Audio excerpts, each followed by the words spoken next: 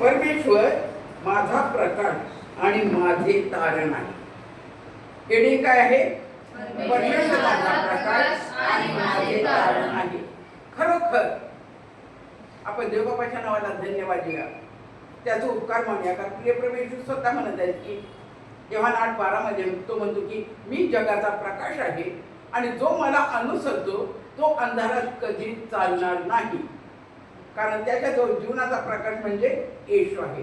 होय देव बाप्पा, याबद्दल मी तुझ्या नावाला धन्यवाद देऊन मी तुझा आभार मानणे, तुझी स्तुती करीत आहे.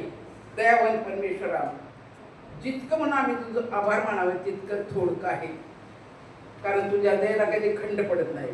पवित्र प्रभू येशू या ठिकाणी स्तोत्र करता म्हणतात की परमेश्वर माझा प्रकाश व माझे तारण आहे. होय पवित्र प्रभू देवप्पा, कारण तू आम्हाला म्हणत आहेस की तुम्ही जगाचा प्रकाश आहात.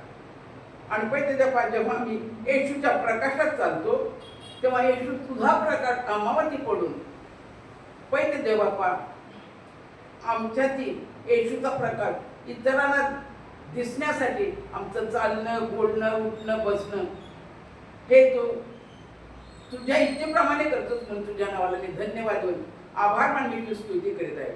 होय दयाळू परमेश्वरा, माझ्या स्तुती पात्र देवा, राजांच्या राजा, प्रभूंच्या प्रभू, तूच आमचा तारणार आहेस. कारण हे संपूर्ण जग रोम 8:20 प्रमाणे सैतानाच्या ताब्यात आहे. आणि पहिले जेव्हा त्यामुळं दुःख आहे, त्रास आहे, क्लेश आहे, अडचण आहे, नाना प्रकारचे संकट आहे, दुःख आहे. पण पवित्र प्रभू येशू दया घन परमेश्वरा, माझ्या स्तुती पात्र देवा, जेव्हा तू आमचा प्रकाश आहेस तेव्हा तू आमचा तारणारा बनलेला आहे. होय पवित्र प्रभू देवा, कारण स्तोत्रकर्ता म्हणते की तो माझं तारण आहे. कारण प्रभू येशूनं आपला प्राणवध समोर एवढ्यासाठी दिला की तुमचं आणि माझं तारण करण्यासाठी. आणि त्यामुळंच आज तुमचं माझं तारण झालेलं आहे. आणि म्हणून आज आपण देवाचा उपकार मानण्यासाठी, त्याचं स्तुती गान गाण्यासाठी, त्याच्या नावाला धन्यवाद देण्यासाठी त्याच्या मंदिरात आलेलो आहोत. कारण जितकं आम्ही देवाच्या मंदिरात येतो, त्याचं स्तुतिगान करतोय, त्याचं वचन ऐकतोय, तितकं देव आपल्याला मार्गदर्शन करतो, आपले रक्षण करतो आणि आपल्याला सांभाळतो. हालेलुया. आणि देवाचे अभिवचन आहे, देवबाप म्हणत आहे की शाब्बात दिवसाचे आठवण ठेवतो, पवित्रपणे पाळ. आठवडाभर किती कामात धंद्यात जरी असलो तरी काम थोडं बाजूला ठेवून आज देवाच्या मंदिरात जर का आपण आलो तर आपल्यासारखा आशीर्वाद दुसरं कोणी असणार नाही. हालेलुया. कारण आपण देवाच्या वचनाचं आणि आज्ञेचं पालन करून त्याचं गुणगान गाण्यासाठी, त्याला मान महिमा देण्यासाठी त्याच्या मंदिरात आपण आलेलो आहे. आपण देवबापाच्या नावाला धन्यवाद देऊया, त्याचं उपकार म्हणूया, त्याची स्तुती करूया. दुसरं वचन सांगत आहे की दुष्कर्मी म्हणजे माझे शत्रू, द्वेष्टे हे माझे मांस खाऊन टाकण्यास जेव्हा माझ्यावर चढा करून आले तेव्हा तेच ठेच खाऊन पडले.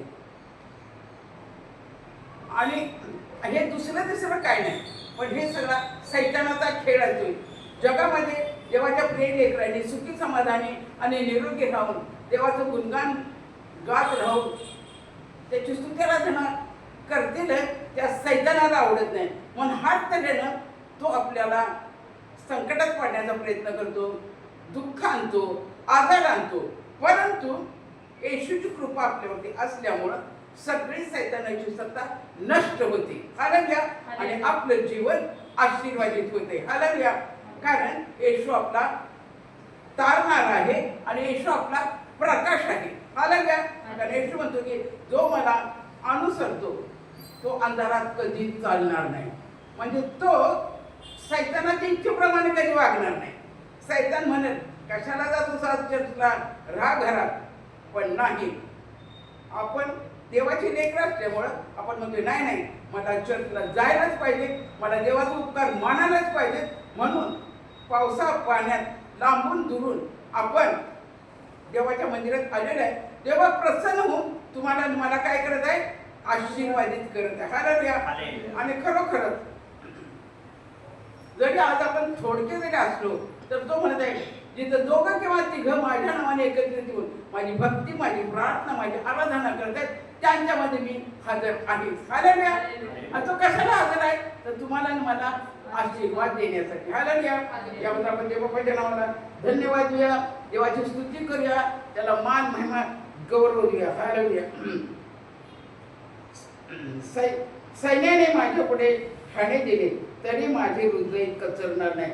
म्हणजे जेव्हा आपण देवाच्या सानिध्यात असतो, देवाच्या भयामध्ये राहतो, देवाच्या वचनाप्रमाणे राहतो, तेव्हा कसलं वाटतं तसलं जरी संकट आलं तर आपण म्हणतो की त्याचं मला काहीच होणार नाही, कारण माझा येशू, माझा तारणारा, माझा मुक्तीदाता, मला सांभाळणारा माझ्या बरोबर आहे. हालेलुया.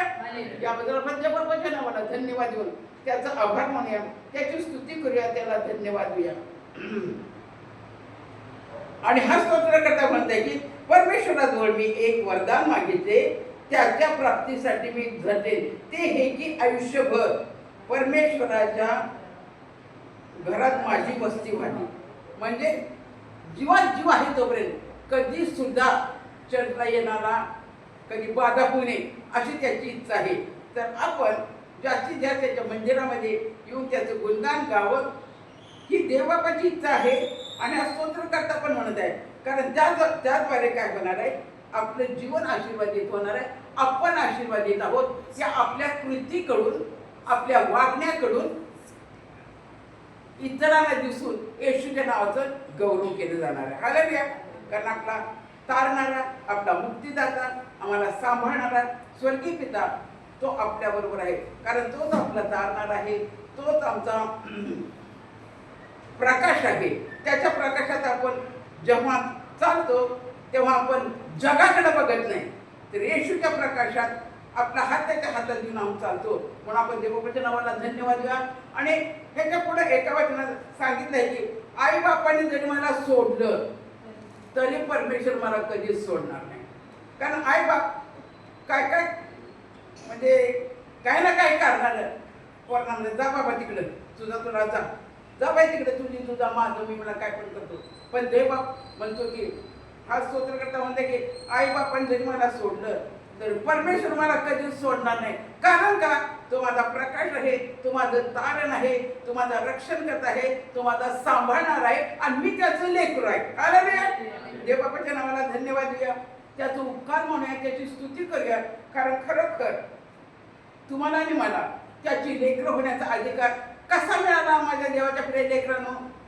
येशू ख्रिस्तानं आपला प्राण ते वधस्तापावती दिला, प्राण दिला ते दिला. परंतु इब्री 9:22 मध्ये सांगितलंय की रक्त ओतल्याशिवाय पापांची क्षमा होत नाही.